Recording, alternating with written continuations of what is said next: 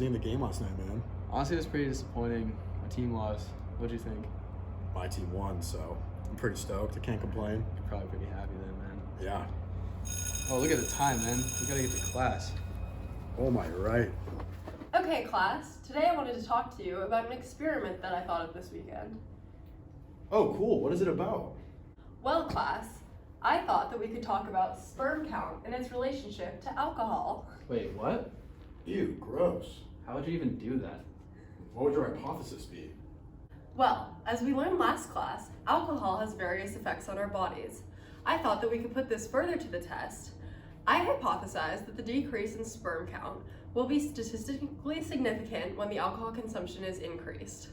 So would the null hypothesis be that there is not a statistically significant decrease in sperm count after alcohol consumption is increased? Correct. So how would you design this experiment? Well, class, let's start with sample size. How many people should we test in this experiment? Maybe 30? That's a little small. We want our sample size to be large enough to be representative of the population. And if we want this experiment to be a decent portion of the male population, our sample size should be larger. What about 10,000?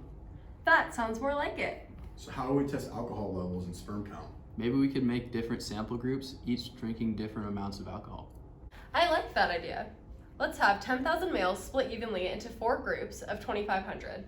We should have groups that consume no alcohol, very little, moderate, and heavy or binge amounts of alcohol. And just in case age also affects sperm count, we should have 3 subgroups within each group: 21 through 30-year-olds, 31 through 40-year-olds, and 41 through 50-year-olds. You're on the right path. Are there any other factors that we need to control for other than age and the amount of alcohol consumption? Could we use different ethnicities? Yes. Anything else? Yeah, we could also find participants who are physically active and others who are not physically active. That's a good point.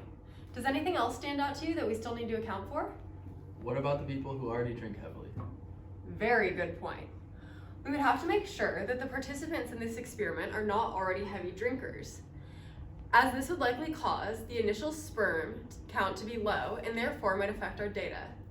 So how should this experiment be carried out? We should test them for about a week or so.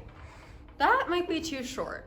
We want to test for longer periods of time to see the long-term effects of alcohol. Why don't we test them for 12 weeks? I like it.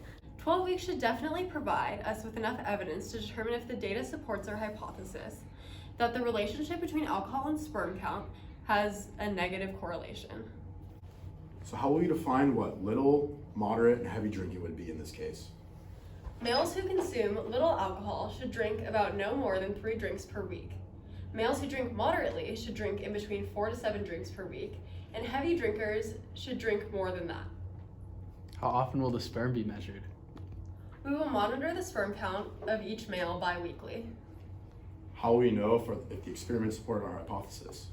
At the end of this experiment, we will look at the data received every 2 weeks and determine if there's a negative correlation between sperm count and alcohol consumption. This data will be used to determine if the experiment supports our hypothesis or the null hypothesis. Class was so interesting today. I couldn't believe we learned about all that stuff. Oh, I know. The scientific method is sweet. Like, what do you think the results of the experiment are going to be? Man, I don't know. I think whoever drinks the most will definitely see a decrease in their sperm count. Yeah, me too.